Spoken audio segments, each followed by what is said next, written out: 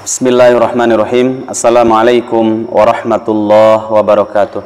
Waalaikumsalam warahmatullahi wabarakatuh. Alhamdulillah wassalatu wassalamu ala Rasulillah wa ala alihi wa sahbihi wa mawalah. Rabbi shrah li sadri wa yassir li amri wahlul 'uqdatam min lisani yafqahu qawli. Allahumma la sahla illa ma ja'altahu sahla wa anta taj'alul hazna idza syi'ta sahla. Allahumma rabba Jibril wa Mikail wa Israfil fatiras samawati wal ard alimal ghaibi wasyahadah anta tahkumu baina ibadika fima kanu fihi yakhtalifun ihdina limakhtulifa fihi minal haqqi biidnik innaka tahdi man tasyaa'u ila siratim mustaqim. Alhamdulillah, puji syukur kita panjatkan kepada Allah. Kita dipertemukan lagi melanjutkan kajian kita Tafsir Ibnu Katsir, dan alhamdulillah kita sudah sampai pada surat Al-Bayyinah, melanjutkan pada ayat yang keempatnya. Ini merupakan pertemuan yang kedua dalam kajian tafsir surat Al-Bayyinah. Semoga Allah Subhanahu wa taala limpahkan rahmat dan hidayah kepada kita semuanya. Salawat serta salam kita limpahkan kepada Nabi kita Nabi Muhammad sallallahu alaihi wasallam, kepada keluarganya, sahabatnya serta seluruh kaum muslimin, saudara-saudara kita semuanya. Jamaah rahimakumullah, mari kita lihat surat Al-Bayyinah ayat yang keempat. Mudah-mudahan nanti kalau waktunya cukup kita masuk pada ayat yang kelimanya. A'udzu billahi minasyaitonir rajim. Wa ma tafarraqal ladzina utul kitaba illa min ba'di ma ja'atuhumul bayyinah. Wa ma umiru illa liya'budullaha mukhlishina lahud-dina hunafa'a wa yuqimus salata wa yu'tuz zakata wa dzalika dinul qayyimah.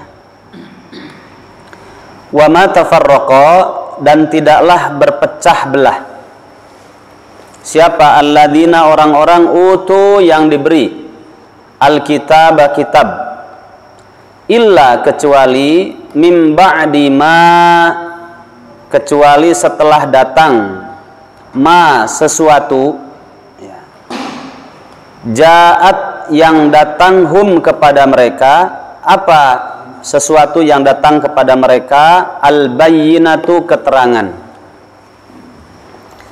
Wa ma umiru, dan tidaklah mereka diperintah illa, kecuali, liya'budu, agar mereka beribadah, Allah, kepada Allah, mukhlishina, dalam keadaan memurnikan, mengikhlaskan, lahu, kepada Allah, ad-dina, yang memiliki din ini, hunafa'a, dengan lurus, hanif, hunafa, wa yuqimu, dan mereka mendirikan as-salata, salat, wa yu'tu, dan mereka mengeluarkan az-zakata, zakat, wa dzalika, dan itulah dinul qayyimati, agama yang lurus.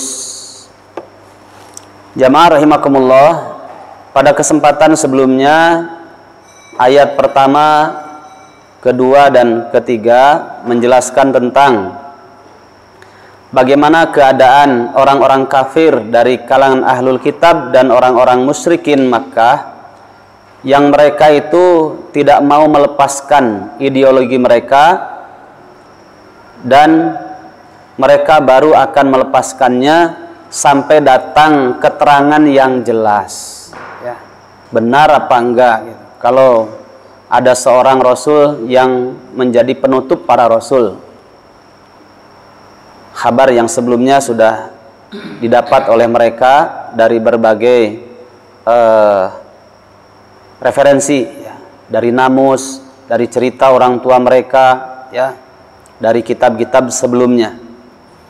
Mereka mendambakan. Akan tetapi siapa sebenarnya Al-Bayyinah itu? Nah, maka pada ayat yang kedua dijelaskan rasulun minallahi yatlu suhufan mutahharah. Bayyinah di situ keterangan dengan pasti kedatangan seorang rasul yang terakhir yang datangnya dari Allah Subhanahu wa taala bernama Muhammad. Yatlu suhufan mutahharah. Kemudian membacakan, mengajarkan, mendidik, mentarbiyah mereka dengan referensi suhufan mutahharah. Ya. Yaitu lembaran-lembaran Al-Quran yang suci, yang bersih. Al-Quranul Karim, Al-Quranul Azim. Yang isinya menjelaskan tentang hakikat kebenaran dan menjelaskan hakikat kebatilan. Fiha kutubun qayyimah. Jamaah rahimakumullah, lembaran-lembaran itu ada di dalam kitab-kitab sebelumnya. Taurat, Injil, Zabur. Tapi dengan kedatangan Al-Quran itu melanjutkan dan sekaligus melengkapi ajaran tauhid dari para rasul sebelumnya yang isinya sama. Walaqad ba'atsna fi kulli ummatir rasulan an ibudullaha wajtanibut taghut. Dalam surat An-Nahl ayat yang ke-36. Dan sungguh kami telah mengutus pada setiap umat seorang rasul, yang semua para rasul dari sejak Nabi Nuh sampai Nabi Muhammad SAW itu inti dakwahnya adalah la ilaha illallah. Ani'budullaha, mengajak kepada umat pada setiap zamannya untuk beribadah kepada Allah saja. Wajtanibut taghut, kemudian meninggalkan tuhan-tuhan selain Allah yang disebut dengan taghut, sehingga murni peribadahan itu hanya kepada Allah Subhanahu wa taala dan meninggalkan tuhan-tuhan selain Allah. Itulah makna la ilaha illallah. Ternyata setelah kedatangan Rasulullah sallallahu alaihi wasallam membawa keterangan yang jelas, bayyinah, tauhid, akidah, ternyata mereka itu terpecah menjadi dua. Ada yang mereka tetap di atas ajarannya nenek moyang mereka, ya, di atas keyakinan orang-orang musyrik nenek moyang mereka, dan juga dari kalangan Yahudi dan Nasrani mereka tetap ya berada di atas ajarannya ahlul kitabnya, yang sebenarnya secara kejujuran hatinya mereka tahu kalau itu benar yang dibawa oleh Muhammad itu. Ada yang karena asbabnya ego gitu ya, ego gitu, egoisme yang dimiliki oleh mereka. Kenapa Rasul yang terakhir datang bernama Muhammad itu bukan dari jalur kalangan nasab mereka Yahudi dan Nasrani, ya, sehingga mereka berat. Tapi sebagian mereka juga ada yang kemudian Allah bukakan hatinya mengikuti kejujuran wahyu yang dibawa oleh Rasulullah Shallallahu Alaihi Wasallam. Ya. Nah, jamaah rahimakumullah, sekarang kita masuk pada yang keempat. Wa ma tafarraqal ladzina utul kitaba illa min ba'di ma ja'atuhumul bayyinah. Mungkin kalau bahasa ekstrimnya, Nabi Muhammad itu hadir di tengah-tengah mereka, itu pemecah belah umat. Ya, bahasa ekstrimnya, pemecah belah umat, ya. Umat jahiliyah itu dipecah menjadi dua, ya. Ada yang mengikuti kebenaran, ada yang mengikuti tetap di atas kebatilannya. Yang mengikuti kebenaran itulah yang mendapatkan rahmat Allah. Makanya surat 25 dinamakan surat Al-Furqan, ya, pembeda atau pemecah belah umat. Pembeda, ya, antara mana yang hak, mana yang batil, ya. Itu disebut Al-Furqan. Nah, sekarang ayat yang keempat, Allah Subhanahu wa taala berfirman, wa ma tafarraqal ladzina utul kitaba illa min ba'di ma ja'atuhumul bayyinah. Allah Subhanahu wa taala berfirman, dan tidaklah ahlul kitab Yahudi dan Nasrani mereka itu terpecah illa min ba'di ma ja'atuhumul bayyinah, kecuali setelah datang kepada mereka al-bayyinah, keterangan. Tadi jamaah rahimakumullah, ada beberapa asbab diantaranya, dan ini sudah menjadi sunatullah. Makanya ada perbedaan antara, nanti kita jelaskan, antara iftiraq dengan ikhtilaf, itu berbeda, ya. Iftiraq berpecah belah, ikhtilaf berbeda pendapat. Kalau ikhtilaf itu tidak selalu menjadi iftiraq. Tapi iftiraq itu sudah pasti sebelumnya dia ikhtilaf. Kenapa bisa menjadi iftiraq? Itulah ikhtilaf yang tidak didasari dengan ilmu sehingga menjadi iftiraq. Tapi kalau ikhtilaf berbeda pendapat yang didasari dengan disiplin ilmu dengan baik, kemudian diiringi dengan apa? Salamatus sadr, ya, disiplin ilmu yang benar, maka akan terlahir bukan iftiraq, tapi apa? Rahmat, ya. Salah satu bukti rahmat Allah Subhanahu wa taala sehingga banyak sekali pendapat tapi keberangkatannya karena disiplin ilmu. Ya. Tapi kalau ada juga disiplin ilmu berbeda pendapat, tapi apa? Ada sedikit ujub saja ataupun kiber, kesombongan, ya. Kemudian hati nuraninya dia tidak mau mengikuti, ya, tidak mau mengikuti kebenaran yang sebenarnya dia tahu kalau itu kebenaran, tapi berat, ya, karena beda pendapatnya, kemudian lebih mengikuti ujubnya. Itu juga bisa menjadi iftiraq. Maka jamaah rahimakumullah, nanti kita jelaskan bagaimana supaya kita mendasarkan dalam mengikuti pendapat itu, ataupun kita berpendapat, ya, dalam beberapa hal yang itu terjadi ikhtilaf, supaya kita tidak sampai pada iftiraq. Nah, jamaah rahimakumullah, dilihat pada ayat yang lain di dalam surat Ali Imran ayat yang ke-19. Allah Subhanahu wa taala berfirman. Surat keberapa? Ali Imran. Surat ke-3. Innad dina indallahil Islam. Sesungguhnya agama yang diterima di sisi Allah Subhanahu wa taala al-Islamu, yaitu agama Islam. Wa makhtalafal ladzina utul kitaba, dan tidaklah berselisih pendapat orang-orang yang telah diberi Alkitab, Yahudi dan Nasrani, illa min ba'di ma ja'ahumul ilmu baghyan bainahum. Di garis bawahi di situ ada kalimat baghya, baghya, ya. Dan tidaklah mereka itu berselisih pendapat kecuali setelah datang kepada mereka al-ilma. Al-ilma di situ wahyu dari Allah Subhanahu wa taala, ya. Kemudian mereka tetap atas prinsip nenek moyang mereka, atas prinsip egoisme mereka, ataupun karena ras dan kesukuan, fanatisme golongan, ya, sehingga tidak mau mengikuti wahyu. Itu yang disebut dengan baghya bainahum, di antara mereka.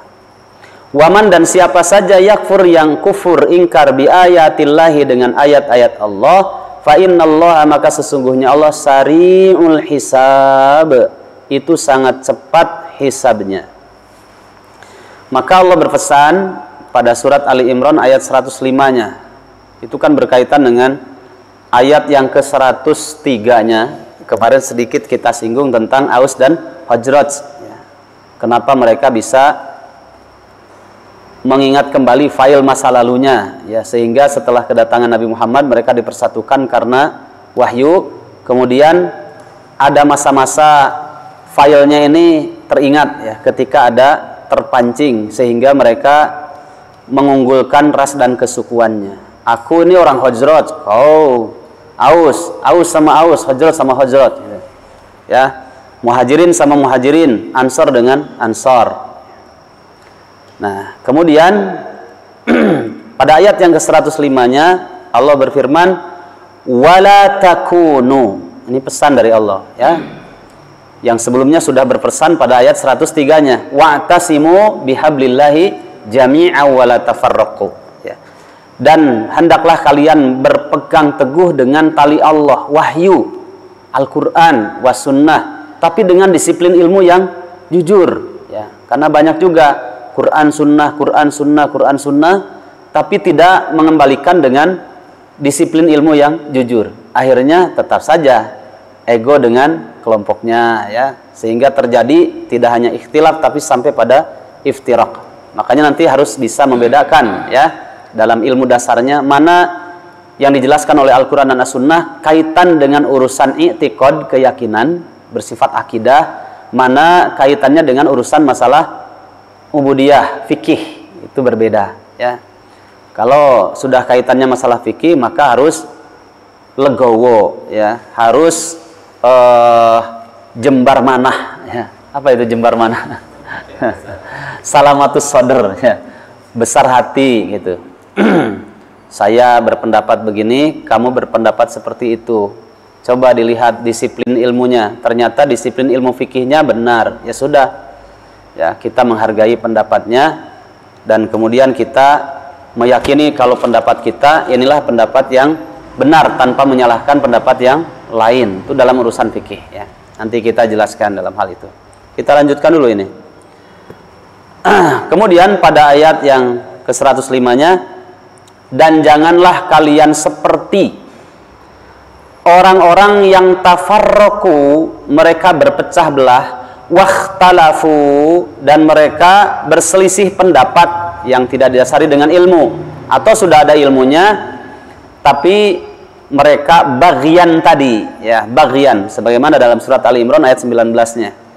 Punya ego, merasa paling benar karena ras dan kesukuannya, fanatisme golongannya, kelompoknya yang paling hebat ya, paling benar, paling unggul ya, paling terhormat dan sebagainya.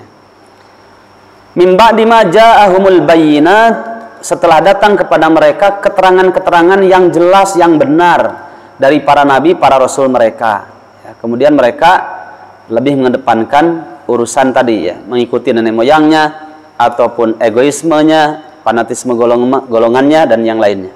Tidak taslim terhadap wahyu yang dibawa oleh para nabi mereka. Wa ulaika lahum, dan mereka itu lahum bagi mereka adzabun, siksaan azimun yang sangat besar. Kalau sudah ada kalimat sebuah larangan, baik itu dalam Al-Qur'an maupun dan sunnah hadis, disebutkan ancamannya seperti kalimat ini, wa ulaika lahum adzabun azim, itu menunjukkan dosa besar. Jadi berpecah belah itu dosa besar ya, dosa besar. Ancamannya adalah siksaan yang sangat besar. Jamaah rahimakumullah, di dalam tafsir Ibnu Katsir di sini disebutkan ya, saya bacakan. Hadisnya banyak. Salah satunya ini riwayat dari Imam Al-Qurtubi ya, dalam tafsir Al-Qurtubi. Saya bacakan. Sunatullah ya, ikhtilaf itu sunatullah, karena ada istilah gini, likulli ra'sin ra'yun, setiap kepala itu punya pendapat ya, sehingga susah untuk menyatukan ya di antara pendapat-pendapat yang ada, dan itu sunatullah ya. Tapi kalau memiliki ilmu dasar tentang bagaimana mesti berikhtilaf sehingga tidak terjadi kepada iftiraq ya. Kalau ilmu dasarnya sudah dapat, dia akan memiliki sifat salamatus sadr ya, lapang dada, kemudian menghargai. Dan salah satu di antara kajian tazkiyatun nufus itu adalah pekerjaan yang paling susah itu menjadi pendengar setia, ya kan? Ya, kemudian mau menerima hujah dari orang lain ya. Kebanyakan didasari karena hawa nafsu, kemudian memaksakan untuk pendapatnya bisa diterima oleh orang lain. Nah, itu juga bagian dari bentuk egoisme sebenarnya ya, egoisme. Makanya belajar menjadi pendengar setia, belajar untuk menerima pendapat orang lain ya. Kemudian dahulukan ketawaduan ya, rendah hati ketika kita memiliki sebuah pendapat ya. Bisa saja pendapat saya ini ternyata jauh lebih lengkap pendapat orang lain ya, bisa saja seperti itu. Makanya para ulama dahulu seperti ulama imam madhab yang 4 itu, meskipun mereka secara disiplin ilmu sudah jelas tidak bisa diragukan lagi ya, sehingga mereka statusnya sudah sampai pada derajat mujtahid, orang yang beristihad. Tapi ketika beristihad, ketawaduannya itu menghiasi disiplin ilmunya ya, waroknya, sampai mengatakan Imam Malik ketika beliau haji ya, kemudian keluar dari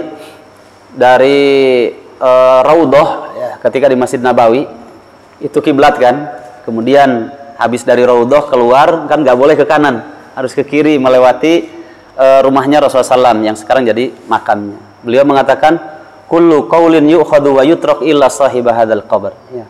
Semua ucapan siapapun boleh diambil, boleh dibuang, tidak diambil gitu ya. Boleh diambil, boleh dibuang. Ucapan siapapun, pendapat siapapun, illa sahiba hadzal qabr. Sambil beliau menunjuk kepada kuburan Rasulullah SAW, makam Nabi, kecuali ucapan pemilik kuburan ini, yaitu ucapan Rasulullah SAW. Maksudnya apa? Pendapat siapapun itu kalau mau dikatakan benar boleh diambil kalau dia didasarkan kepada ucapan Nabi, ya, disiplin ilmu tadi. Begitu pula Imam Asy-Syafi'i rahimahullah, beliau mengatakan, apa kata beliau?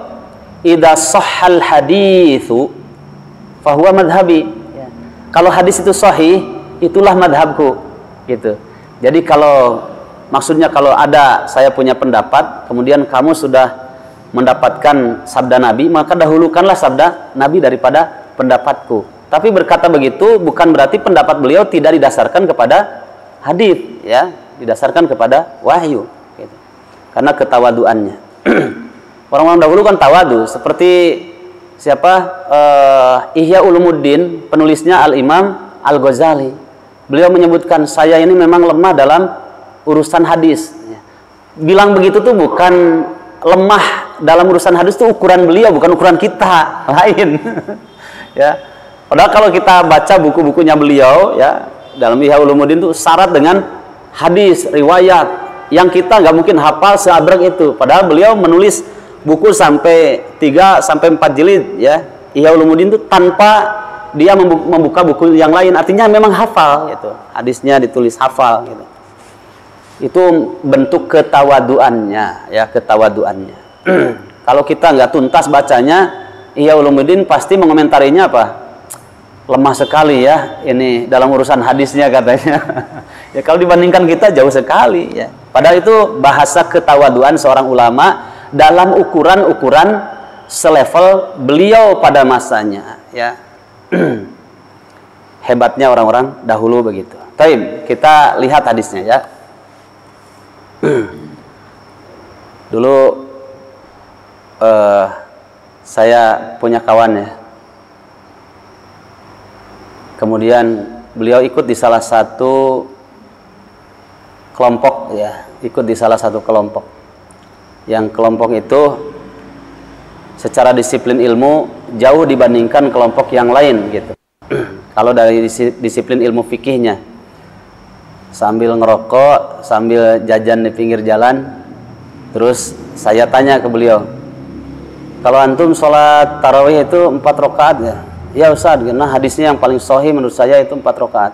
Gimana kalau hadisnya yang seperti ini, ada yang 2 rakaat, 2 rakaat, 2 rakaat, 2 rakaat, kemudian baru 3. Ada juga 2 rakaat, 2 rakaat, 2 rakaat, 2 rakaat, berarti 10, baru witirnya 1, gitu.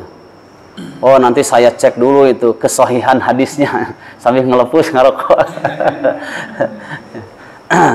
Terus pas disampaikan tentang Imam Al-Ghazali, komentarnya begitu. Padahal kalimat Imam Al-Ghazali itu karena ketawaduannya beliau, gitu. Taib. Wafil hadis, dan di dalam hadis dari berbagai minturukin, dari berbagai riwayatnya, dari berbagai jalur, karena banyak riwayat ini, tapi intinya sama. Innal Yahuda, perhatikan, sesungguhnya orang-orang Yahudi, ikhtalafu, mereka berselisih pendapat, ikhtilaf, ala ihda wa sab'ina firqatan, sampai pada 71 firqah, kelompok. Banyak, 71 kelompok. Wa innan nasara, sedangkan sesungguhnya orang Nasrani, ikhtalafu ala thintaini wa sab'ina firqatan, mereka berpecah sampai pada 72 kelompok, golongan.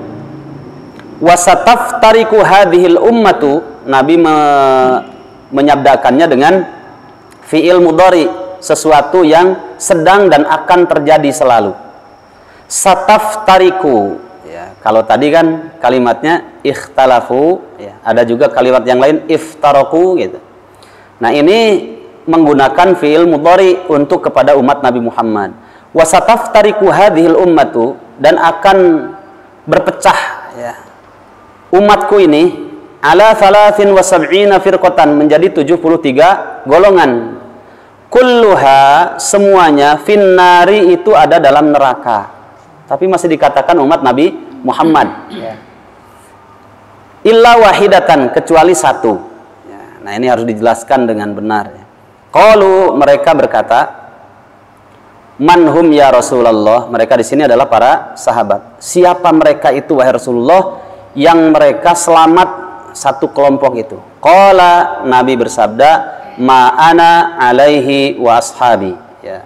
Siapa saja yang mengikuti jalur hidupku ya, mengikuti konsep berfikirku, konsep perjuanganku, dan orang-orang yang bersamaku dari kalangan sahabat ya.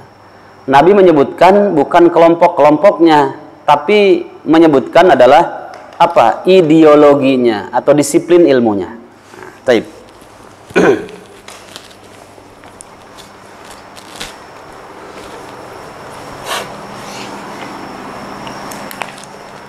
Tadi bedakan antara ikhtilaf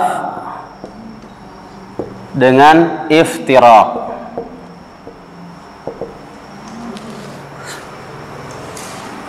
Orang Yahudi berapa?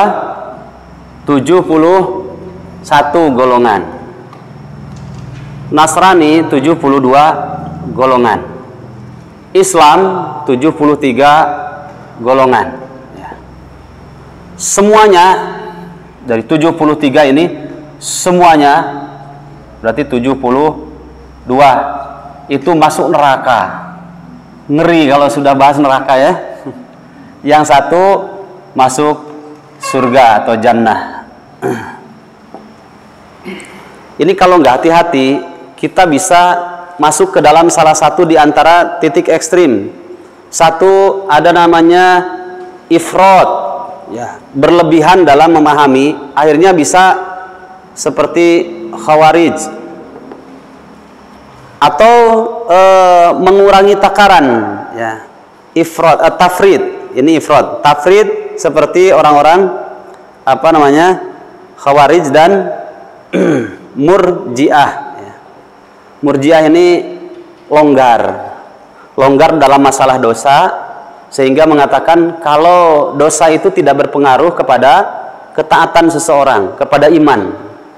Kalau khawarij itu ekstrim ya, setiap bentuk dosa besar itu pelakunya dikatakan kafir, sudah tidak Islam lagi.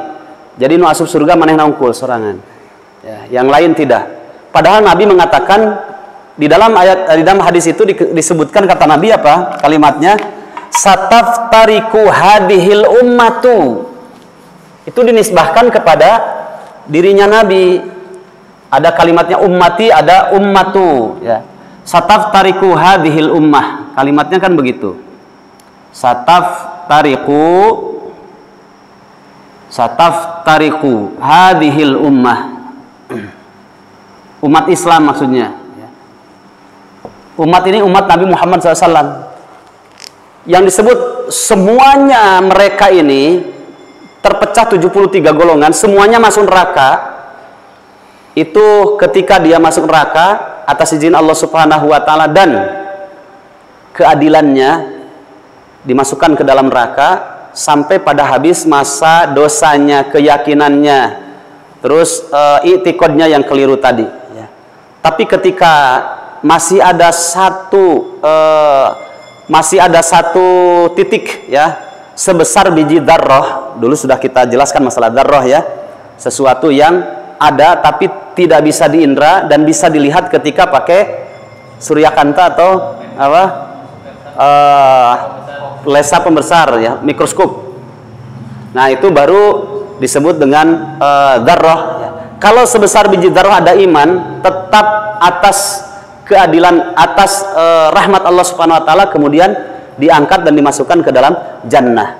Nah, itu yang disebut dengan umat. Selama umat Nabi Muhammad itu tetap mereka pasti akan masuk jannah ya. Persoalan itu mampir dulu dengan tidaknya itu ya, masuk neraka terlebih dulu atau tidak. Kalau Khawarij enggak, selamanya masuk ke dalam neraka. Nah, 72 golongan ini, ayuhal ikhwah, ini mereka-mereka yang tidak mengikuti ya disiplin ilmu dalam urusan manhaj, konsep berpikir ya. Makanya ketika para sahabat bertanya, siapa wahai Rasulullah yang engkau sebutkan semuanya masuk neraka kecuali satu ya. Tapi sahabat juga cerdas. Orang bertanya itu menunjukkan kualitas ilmunya kan ya. Jadi tidak tanya begini, wahai Rasul, siapa yang 72 golongan? Enggak penting kan? Ngapain nanya yang 72-nya? Yang penting itu justru apa? Yang satunya, jannahnya ya. Jadi enggak perlu bertanya misalkan ya ada Surabi lah kabeki urangnya orang Sunda. Surabi nu ngeunah teh ieu, nu teu ngeunah teh ieu. Nanya ari nu teu ngeunah nu kumaha? Enggak perlu, kan enggak dibeli. Tanya yang enak aja. Yang enak di mana? Pasti yang tanya yang enaknya gitu. Nah, makanya sahabat ini berkualitas tanyanya juga, berarti keilmuannya Masya Allah ya. Langsung bertanya, wahai Rasulullah, siapa yang disebut umat engkau satu golongan yang masuk jannah? Nabi lebih hebat lagi menjawab tidak kelompoknya, karena belum ada ketika itu, tapi menyebutkan esensi yang paling prinsipnya, sebutkan konsepnya.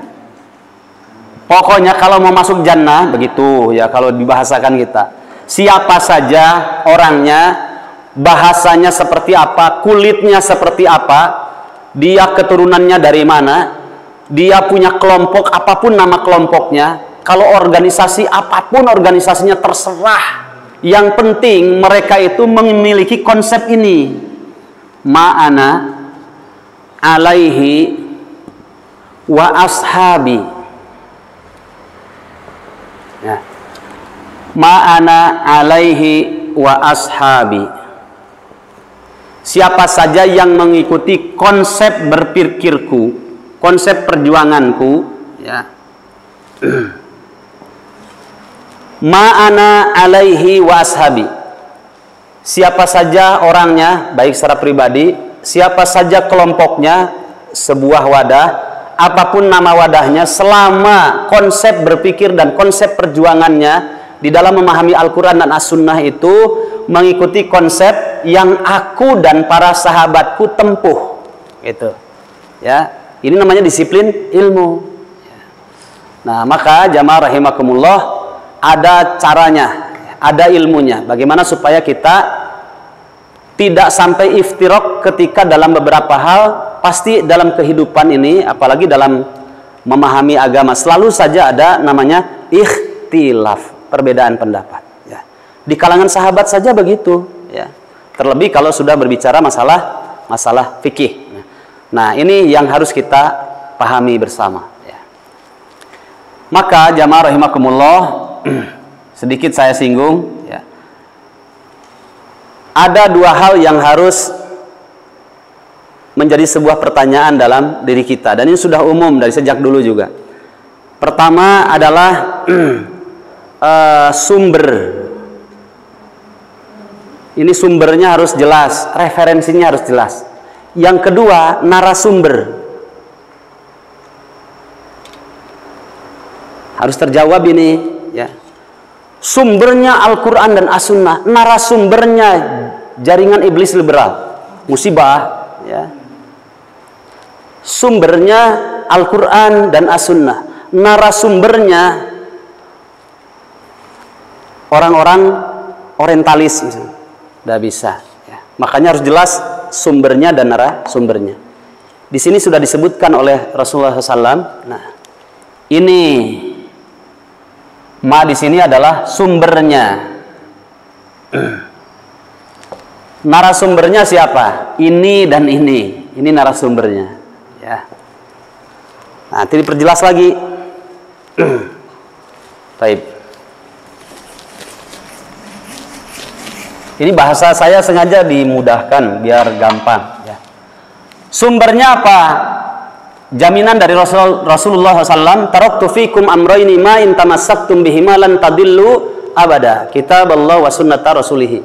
Sudah aku tinggalkan sebuah konsep hidup yang pasti dan jelas tidak diragukan akan memberikan maslahat hidup kalian di dunia sampai di akhirat. Lan tadillu abada. Kalimatnya pakai kalimat ini.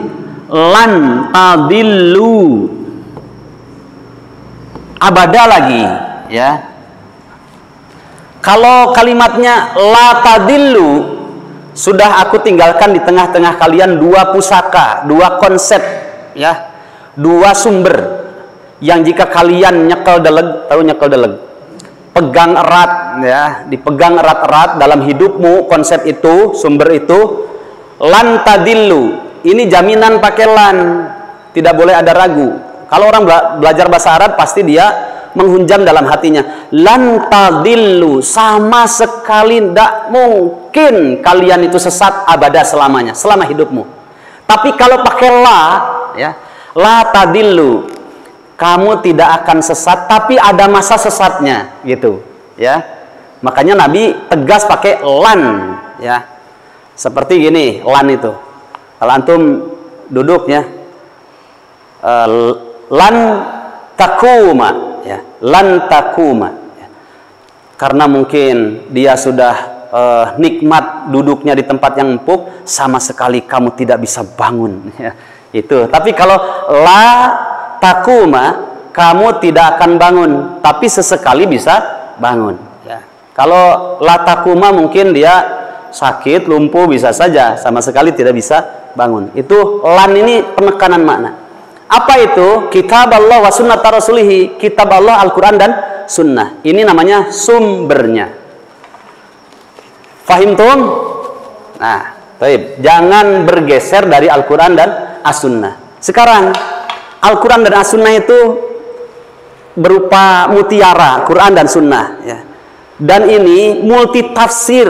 Siapa yang baca, kalau dia paham tidak paham, itu bisa bebas menafsirkan isi Al-Quran. Maka harus jelas narasumbernya. Siapa narasumbernya? Ya. Kalau sumbernya adalah Al-Quran was Sunnah, nah, narasumbernya siapa? Adalah Rasulullah, ya. Ar-Rasul, Rasulullah wa ashabihi, ya, dan sahabat-sahabatnya. Inilah yang membawanya menerima wahyu itu, dan ini orang pilihan, narasumbernya pasti benar. Kemudian sahabat-sahabat yang hidup mendampingi Rasulullah Shallallahu Alaihi Wasallam ini manusia pilihan. Tidak mungkin Allah hadirkan para sahabat kecuali ini adalah orang-orang pilihan untuk menyertai orang pilihannya yang terpilih, ya, Rasul. Nah, inilah yang tahu bagaimana ayat ini turun. Kemudian ketika mereka ada masalah, Allah jawab dengan turunnya Al-Quran menjawab persoalan mereka, dan ini menjadi hukum bagi kita. Maka dalam sebuah hadis Rasulullah SAW mengatakan, alaikum bisunnati wa sunnatil khulafair rasyidin al-mahdiyyin addu 'alaiha bin nawajid. Hendaklah kalian memegang erat kebiasaan, sunnah, konsep berpikirnya siapa? 4 sahabat ini yang disebut dengan alaikum bisunnati, ikutilah kebiasaanku, sunnahku, konsepku, ya.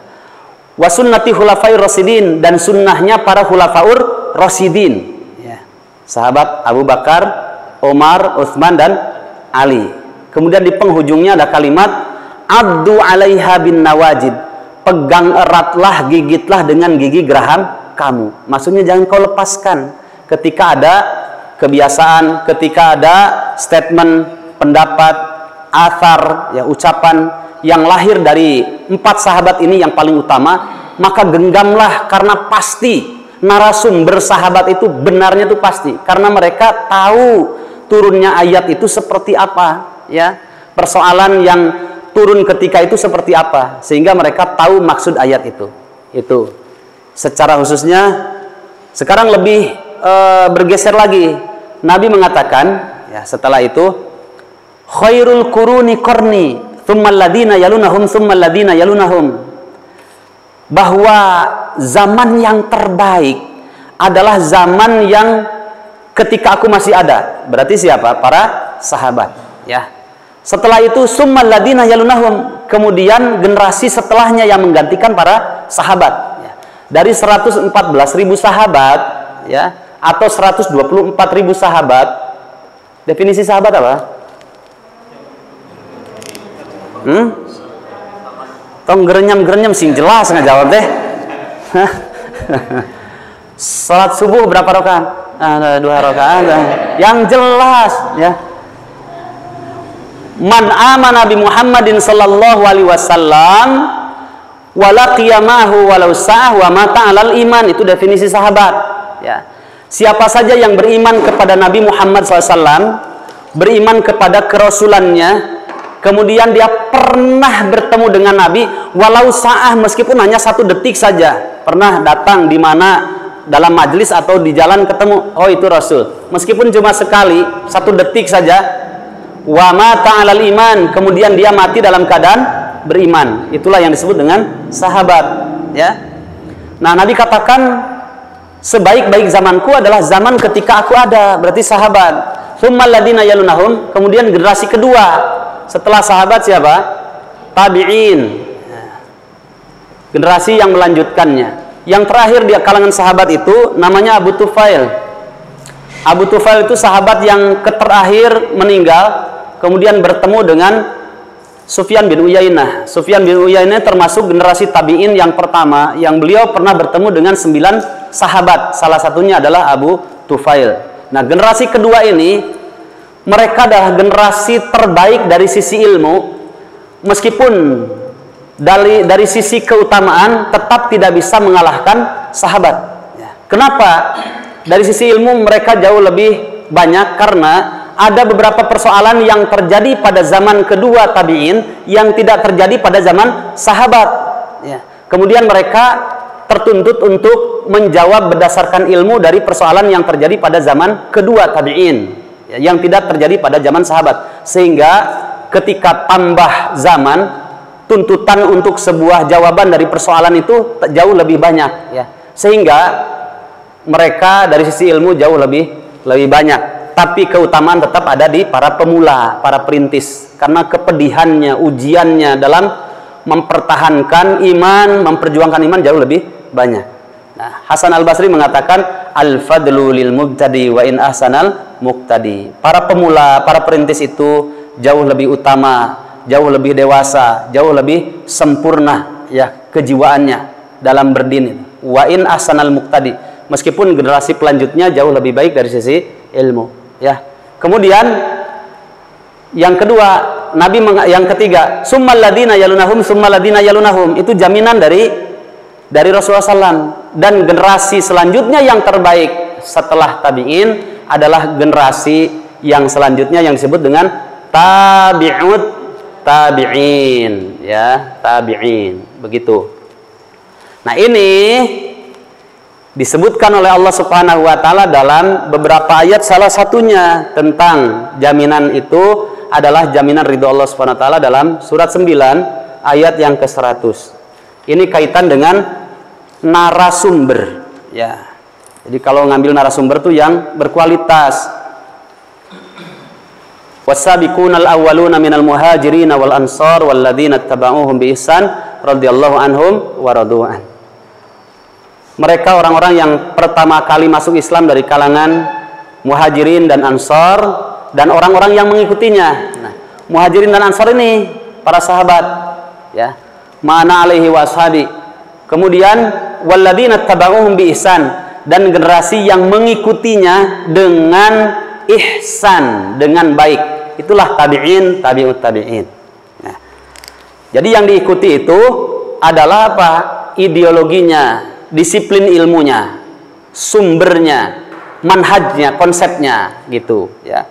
Sehingga setelah tabi'in nanti ada generasi selanjutnya dari para ulama, generasi selanjutnya para ulama yang mengikuti konsep berpikir mereka di dalam bagaimana bergaul dengan sumber yang pasti benarnya, yaitu Al-Quran dan As-Sunnah. Nah, sekarang yang terjadi, jamaah rahimakumullah, ini belum dilanjutkan.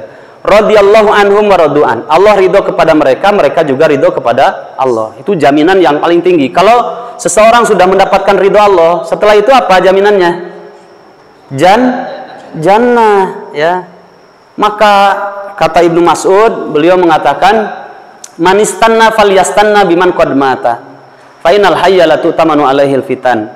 Kalau mengambil suri tauladan dalam hal apapun, ya, dalam kebaikan, itu ambillah tauladan, qudwah, uswah dari orang-orang soleh yang sudah mati. Tapi kalau orang soleh yang masih hidup, doakan saja biar mereka istiqomah dan matinya dalam keadaan Islam. Nah, kalau orang yang soleh yang masih hidup, masih ada kesempatan jutaan, bahkan miliaran kesempatan setan untuk menggelincirkan orang itu. Makanya ngambil narasumber itulah narasumber dari yang orang-orang soleh yang sudah wafat, ya, sudah jaminannya sudah benar. Makanya seringlah membaca, ya, riwayat hidupnya para sahabat, riwayat hidupnya para tabi'in, tabi'ut tabi'in, kemudian ulama yang melanjutkannya Imam Bukhari atau 4 imam mazhab dan yang lainnya. Bagaimana mereka mengaplikasikan, ya, dalam kehidupan mereka, baik keyakinan, ibadah, akhlak, muamalah yang dikembalikan kepada sumber dan narasumber yang utama ini, ya. Termasuk dalam persoalan yang sedang kita kaji antara ikhtilaf dan iftiraq, ya. Baik, ini ilmu dasarnya saja secara umum, ya. Jadi nggak usah pusing dengan kelompok-kelompok yang ada sekarang, ya. Karena sebenarnya kalimat 72 golongan, ya, kalau yang satu kan jannah, ya. 72 golongan yang masuk neraka itu yang mereka bisa saja, ya, terjadi karena 3 hal, ya. Terjadi karena 3 hal. Dan itu juga bisa saja terjadi kepada diri kita, ya. Apa itu? Ibnu Qayyim menyebutkan di dalam kitab Ighatsatul Lahfan, beliau mengatakan, nikmatani ba'dal islami nikmatun. Ada 2 kenikmatan yang sangat besar setelah kita jadikan Islam sebuah kenikmatan itu sendiri. Yang pertama adalah kenikmatan terbesar itu Islam. Jelas, ya. Ayatnya tadi surat Ali Imran ayat yang ke-19. Inna dina indallahil Islam. Kemudian dipertegas lagi ayat itu, ditafsirkan lagi dengan tegas pada ayat yang ke-85-nya. Wa may yabtaghi ghairal islami dinan fala yuqbala minhu wa huwa fil akhirati minal khasirin. Siapa saja yang mencari selain Islam dijadikan agama, dijadikan pedoman hidup, fala yuqbala minhu, maka orang itu tidak akan diterima, ya, keyakinannya kalau mencari selain Islam dijadikan agama, ya. Wa huwa, dan pelakunya fil akhirati, di akhirat, minal khasirin, termasuk dari golongan orang yang merugi. Orang tidak berada di atas Islam itu rugi, pokoknya dunia akhirat rugi, ya. Nah, itu prinsip yang paling mendasar. Pokoknya Islam saja yang benar, titik, ya. Nggak ada yang lain, titik, ya.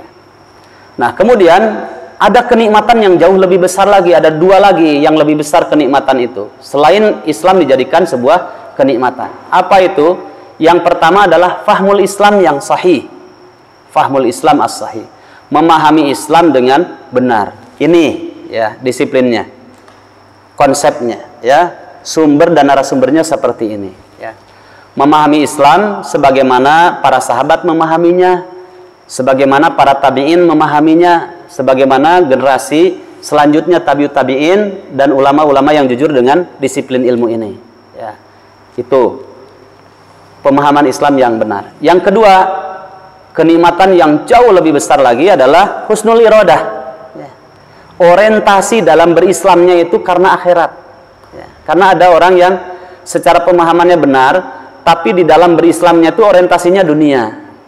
Makanya suka menjual fatwa, padahal jawaban yang benar dari sebuah pertanyaannya tahu yang benar itu seperti apa, akan tetapi dia menjual ayat dengan harga yang sangat murah, ya. Sehingga sesat dan menyesatkan. Itu kalau diajak ngobrol berdua misalkan, tolong Ustadz atau Pak Kiai, ini ada pertanyaan seperti ini, jawaban yang benarnya tuh gimana? Ya, jawaban yang benarnya begini, begini, begini, benar, ya. Nah, tuh makanya jawab gitu, heuda butuh duit, beda lagi ceritanya. Ya. Mata yang merah, yang putih ini bisa jadi merah. Ya. Kalau yang numpuknya 1 miliar itu uangnya 100 ribuan. Kalau hijau, biru 50 ribuan. Jadi apa? Matanya jadi biru. Ya. Nah, bilang madrasah saja jadi madu rasa. Ya. Jadi pelo. Gitu. Ya. Nah, disitulah dua kenikmatan yang paling besar setelah kita jadikan Islam sebuah kenikmatan itu sendiri. Ya. Pemahaman Islam yang benar, kemudian yang kedua adalah orientasi dalam berislamnya itu bukan untuk dunia, tapi untuk akhiratnya. Selamat itu. Nah, kenapa bisa terjadi ya penyimpangan? 3 penyebabnya. Yang pertama, kalau nggak salah dulu pernah kita singgung sedikit. Ya. Termasuk nanti dalam masalah kenapa dari ikhtilaf bisa jadi iftiraq. Ya. Sebabnya ini tidak terlepas dari 3 sebab ini. Sehingga pemahamannya bisa menjadi menyimpang. Yang mestinya ikhtilafnya didasari dengan ilmu, kemudian terasa luasnya ilmu dalam Islam, dan itu bagian dari bentuk rahmat Allah Subhanahu wa Ta'ala yang Allah tebarkan di kalangan umatnya melalui lisan para ulamanya. Akan tetapi malah ikhtilaf itu terjadi sebuah iftiraq, ya, sehingga bisa menjadi sesat dan menyesatkan. Sebab yang pertama kenapa menjadi menyimpang, yaitu fitnatus subuhat. Ya, 2 sebentar.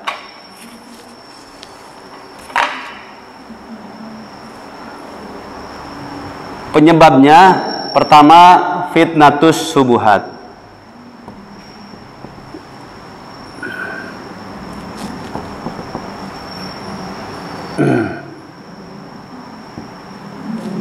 Tulisannya harus bagus kayak saya ya.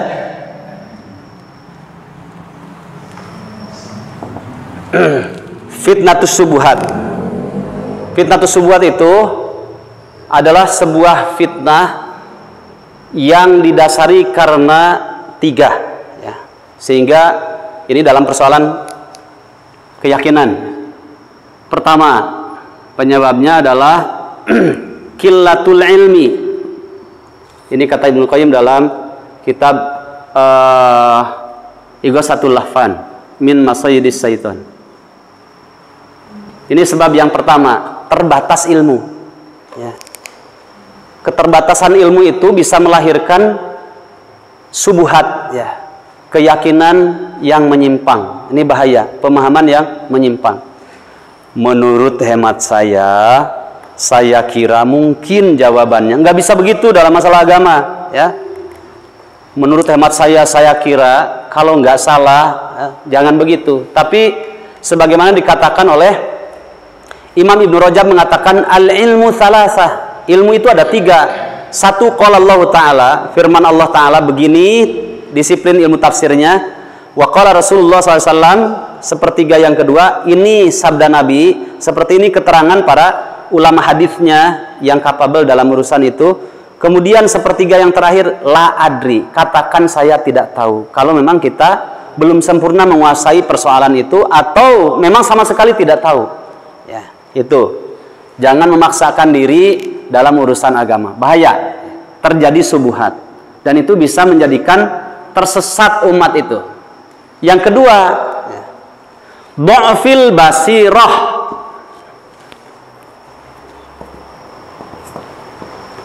Dha'ful basirati, lemahnya basirah. Basirah itu al-ilmu wal yakin.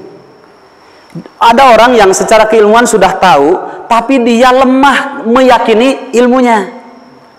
Lemah meyakini ilmunya. Sehingga itu bisa terjadi subuhat. Hanya digertak begini aja. Kalau sholat yang wajib itu berapa rakaat? Ya.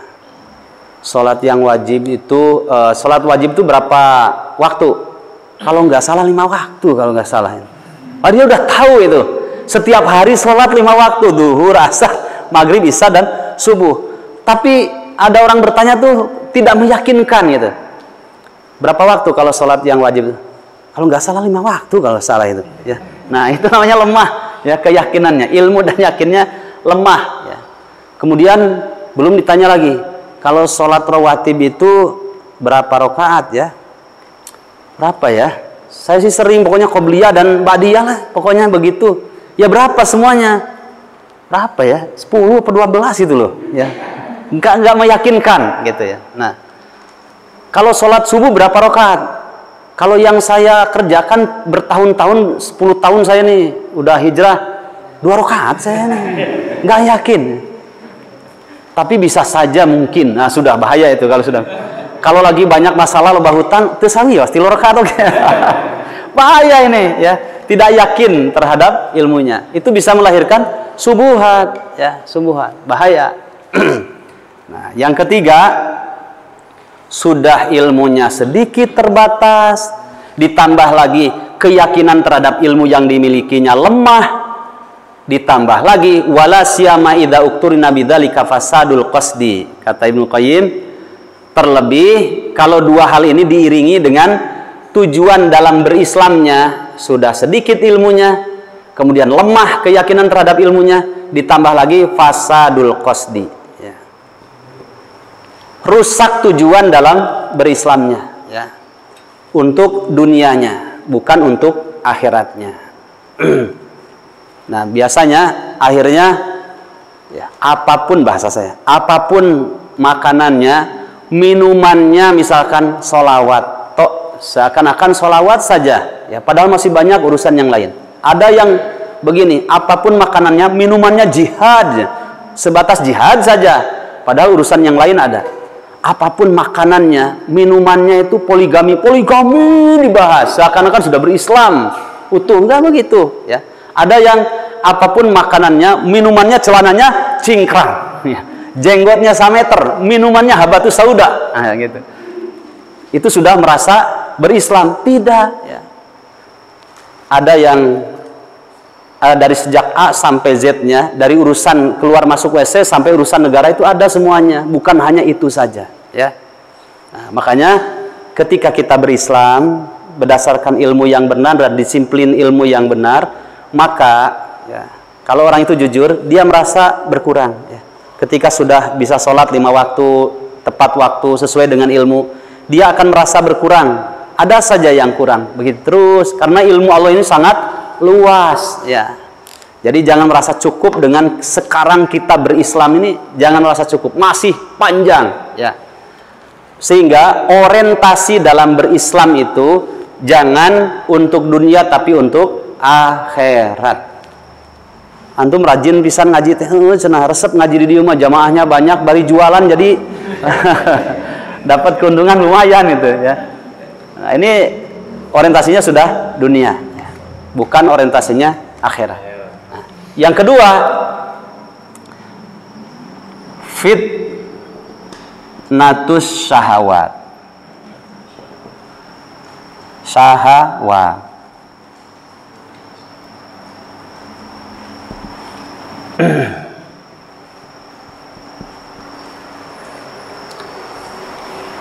Ini asbabnya 3 ya, sudah jelas.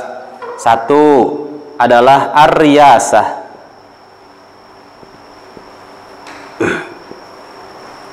Apa itu? Jabatan. Hati-hati.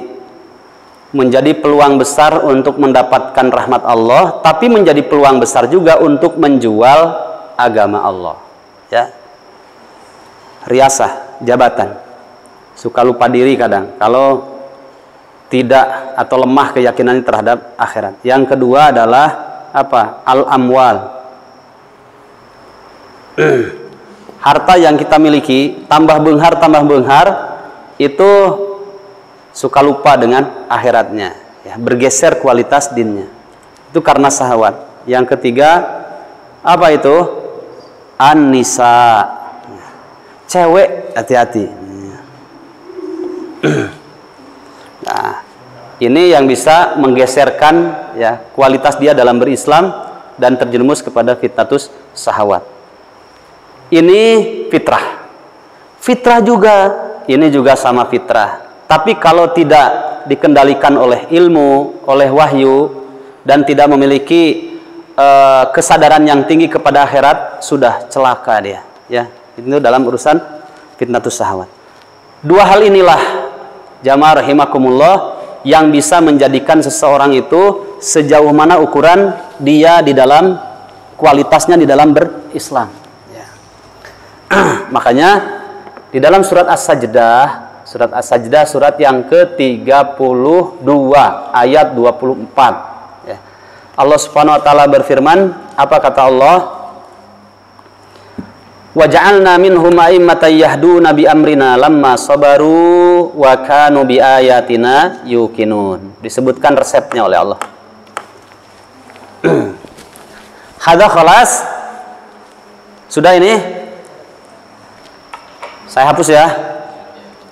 Jadi kalau buka ayat Al-Qur'an, mushaf, dan menulis ilmu harus lebih cepat daripada ngitung uang. Nah, itu kan ilmu dasarnya ya, sudah disampaikan dulu. Kata orang Jerman, tong calei hirup teh, itu harus cepat. Baik, ini dua ayat ini ya ayuhal ikhwah, sudah disebutkan resepnya bagaimana supaya kita terlepas dari fitnatus syubhat dan terlepas dari fitnatus syahwat. Wa ja'alna minhum, sudah dibuka ayatnya. Surat As-Sajdah ayat yang ke-24. Wa ja'alna minhum, dan kami jadikan di antara mereka Bani Israel, itu khitabnya kepada Bani Israel. Dan pelajaran hikmahnya bagi seluruh umat manusia termasuk kita umat Nabi Muhammad SAW. Wa ja'alna minhum, dan kami jadikan kata Allah di antara mereka Bani Israel, aimatan, mereka menjadi para pemimpin. Kapan mereka bisa menjadi pemimpin? Ketika bisa menepis dua fitnah ini dengan dua resep. Ya. Lamma sobaru, ketika mereka bersabar. Lamma sobaru. Ini resepnya as-sobru, sabar.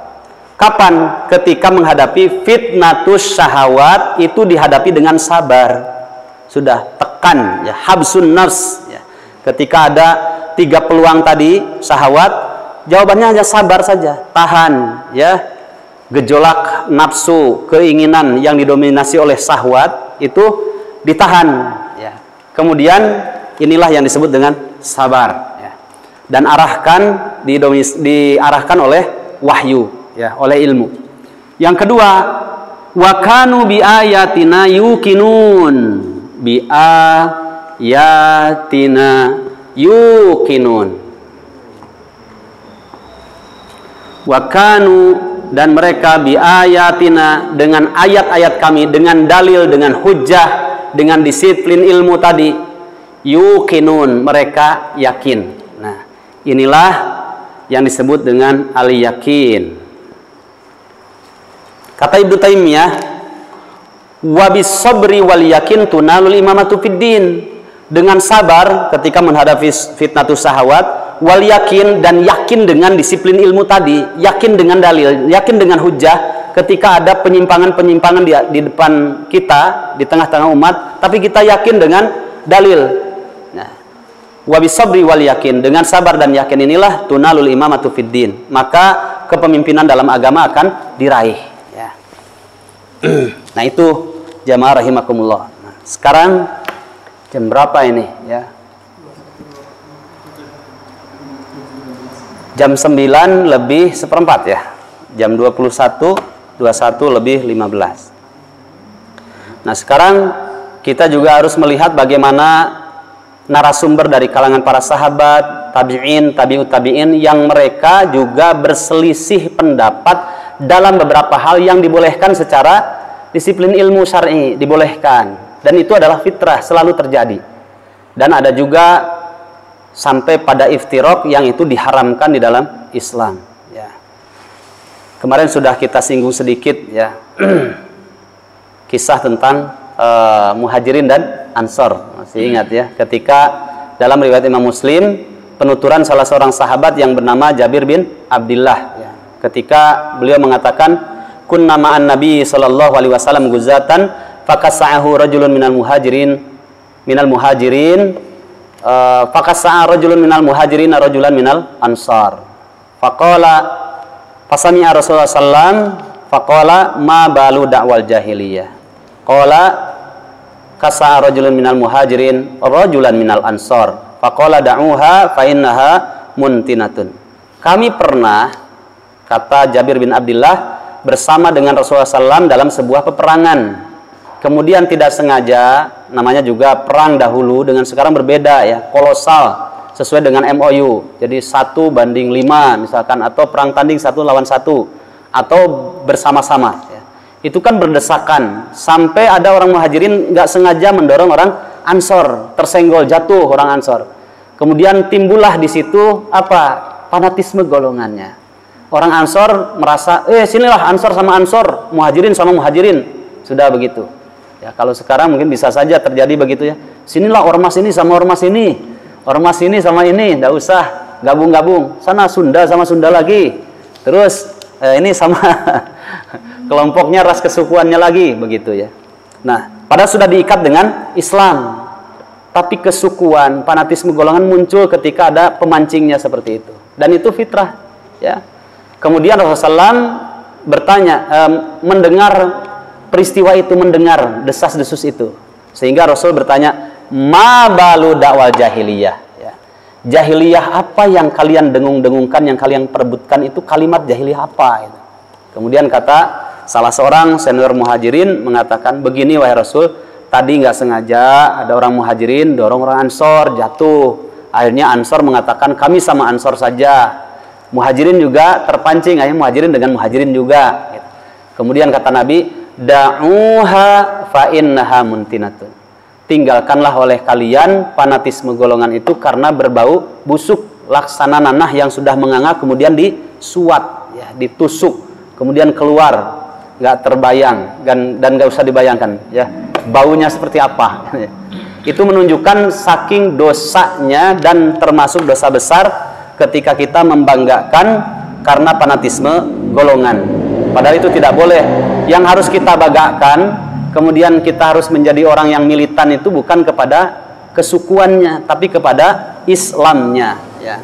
Apapun namanya, ormasnya, kelompoknya, boleh silahkan. Tapi banggakanlah Islamnya, harus dibanggakan. Ya.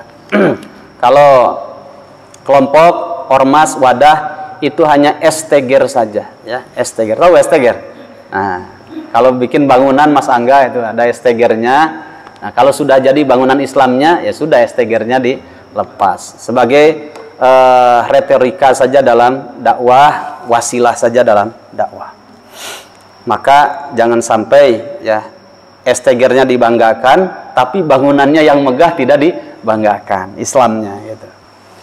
Nah, jamaah rahimakumullah, yang dilihat dalam surat Hud. Ya.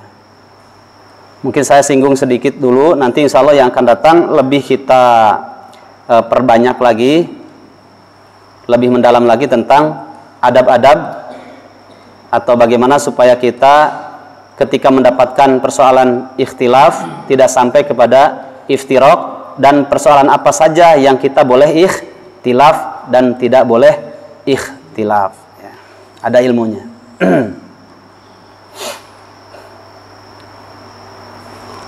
Dilihat pada surat Hud ayat 118, 119. Surat Hud surat keberapa?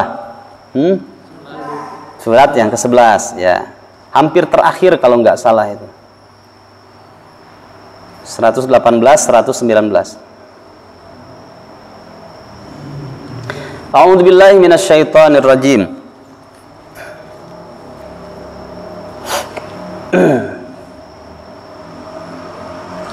Walau syaa rabbuka, dan seandainya menghendaki siapa? Rabbuka, Rabbmu, Allah subhanahu wa ta'ala, jika menghendaki, gampang bagi Allah.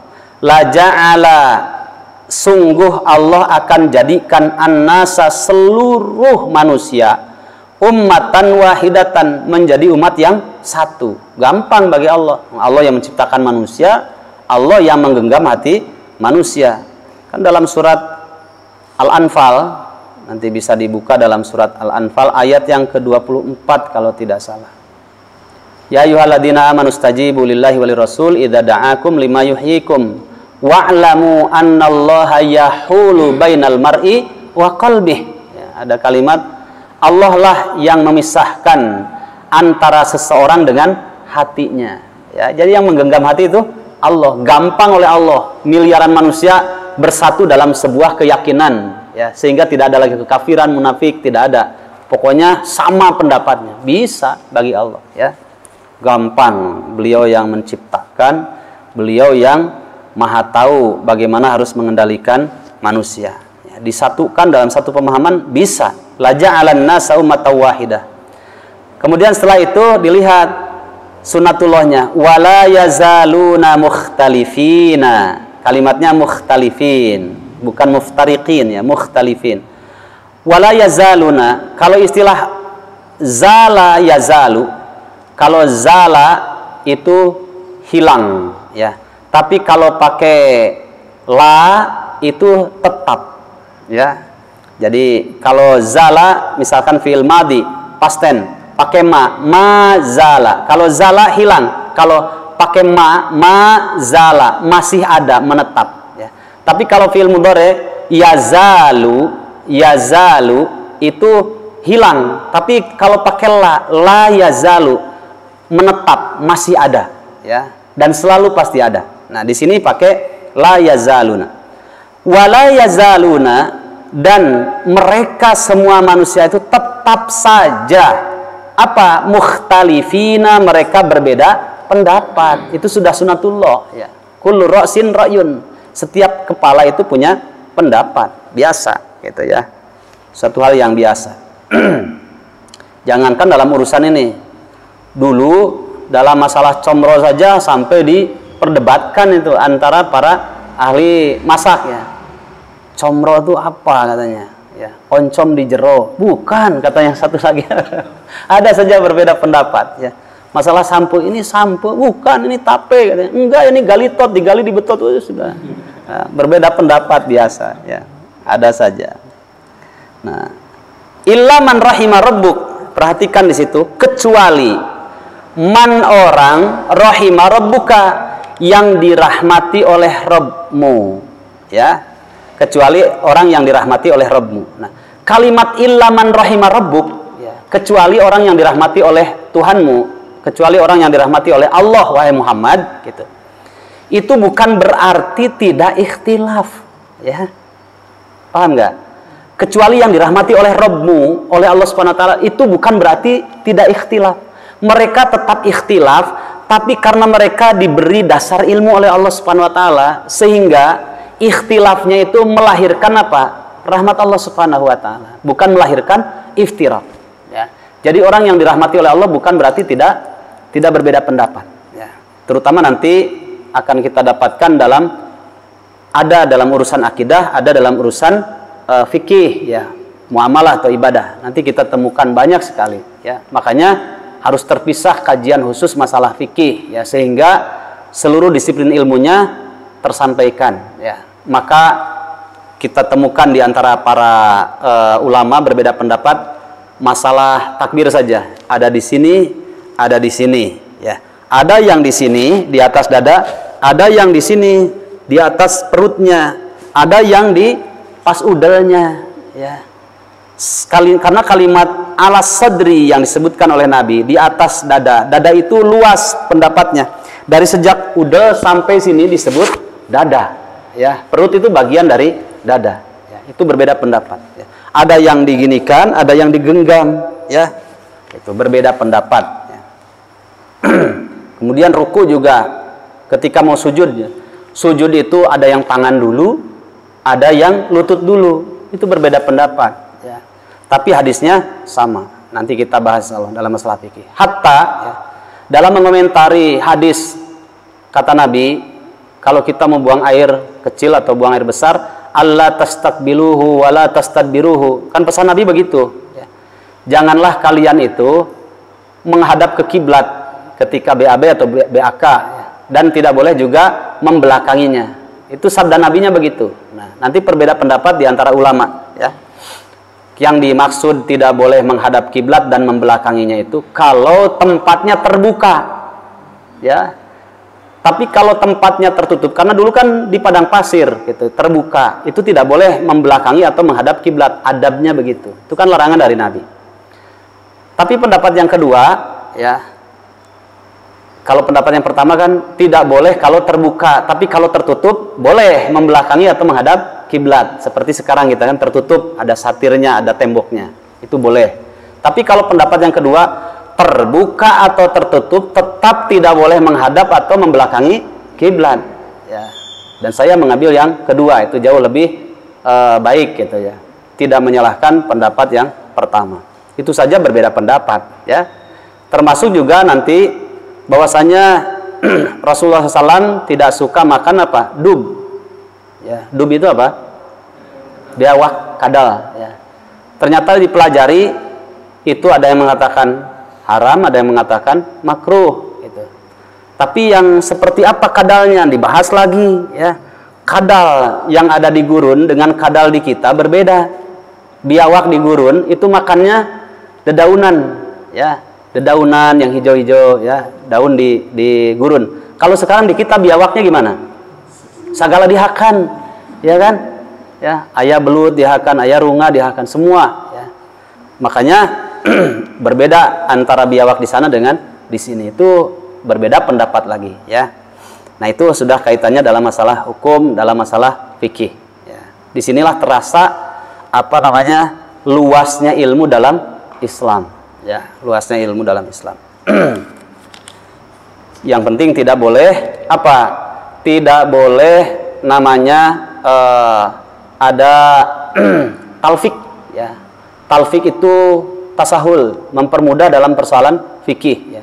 Dalam persoalan ini dia ngambil pendapat yang ringan, dalam persoalan ini mengambil pendapat yang ringan, bukan didasari terhadap ilmu, tapi karena didasari kepada hawa nafsunya. Contoh, ya, di dalam persoalan nikah misalkan, ya.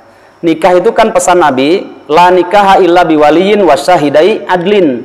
Tidak sah nikah laki-laki dan perempuan meskipun dia sama-sama sukanya, ngebetnya luar biasa, suka kedua-duanya, ya.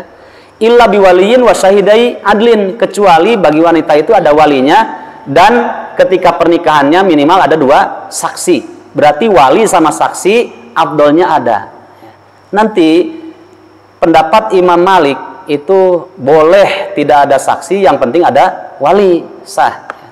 Pendapat Imam Abu Hanifah berbeda, ya. Boleh tidak ada wali, yang penting ada 2 saksi, ya.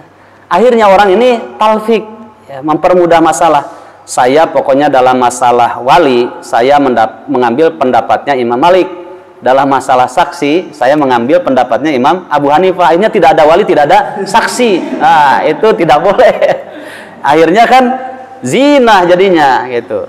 Nah, itu namanya talfik, mempermudah masalah dalam urusan itu, karena kaitannya dengan hawa nafsu, bukan karena ilmu.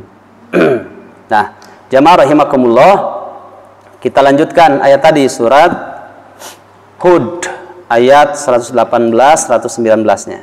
Pada 119-nya, walidzalika khalaqahum. Nah, ini hikmah kenapa Allah ciptakan setiap orang punya pendapat, ya. Dan itulah, ya, dan karena itulah khalaqahum, Allah menciptakan mereka dengan punya pendapat yang berbeda-beda. Itu kan tamhis robbani, ya, filterisasi alami, filterisasi robbani, ya. Kalau untuk menuju kepada kebaikan, ya harus diuji. Kan dari 1.000.000 orang mungkin ada 1.000 orang yang terpilih. Dari yang 1.000 orang itu mungkin ada 10 orang yang sangat terpilih. Dari 10 orang itu nanti ada yang lebih terpilih lagi 1 orang, dan 1 orang itu adalah harus kita, gitu, ya. Kita berusaha untuk mencari kebaikan dengan sekian kekurangan dan kelebihan yang Allah titipkan. Nah, di situ. Wa tammat kalimatu rabbika, dan sempurnalah kalimat Rabbmu, ya. Ini sudah sempurna wahyu Allah Subhanahu wa taala itu. La amla'anna jahannama, sungguh pasti akan aku penuhi apa? Jahannam, neraka jahannam, dari kalangan apa? Minal jinnati, dari kalangan jin, wan nasi, dan manusia, ajma'in, seluruhnya.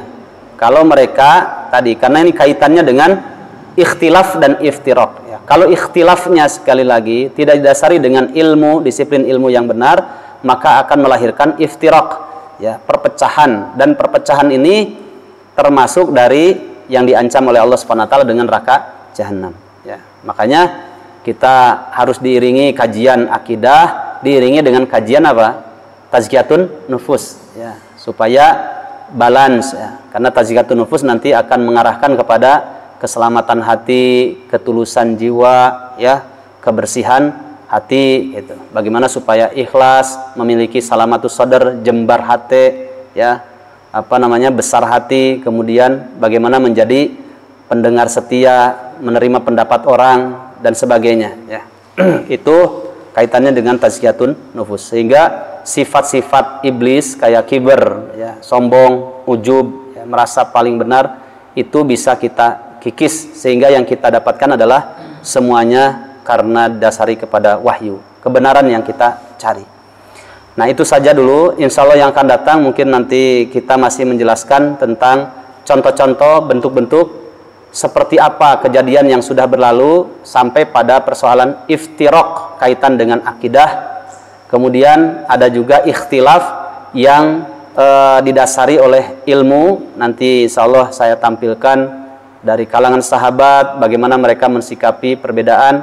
Kemudian bagaimana di antara para sahabat sampai terjadi beberapa insiden besar, ya, dan itu termasuk fitnah besar, ya.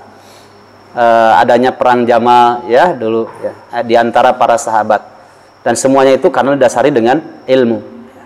Kemudian terlebih nanti akan kita temukan perbedaan pendapat dalam persoalan fikih, ya. Indah sekali kalau kita bahas kalau sudah masuk pada persoalan fikih. Nah, jamaah rahimakumullah, itulah yang dimaksud pada hadis tadi, menjelaskan pada ayat yang keempat, hadis yang ditampilkan oleh Ibnu Katsir tentang perpecahan umat, ya, perpecahan umat.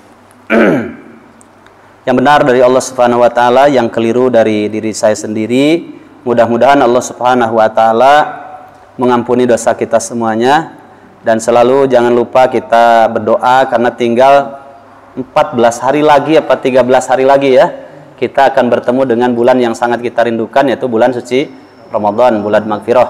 Allahumma sallimna ila Ramadana wassallim Ramadana lana, atau wassallim lana Ramadana wa tasallamhu minna mutaqabbala. Ya Allah, pertemukanlah kami dengan Ramadan, dan pertemukanlah Ramadan kepada kami, dan terimalah semua amal soleh kita di bulan suci Ramadan nanti di sisi Engkau. Assalamualaikum warahmatullahi wabarakatuh.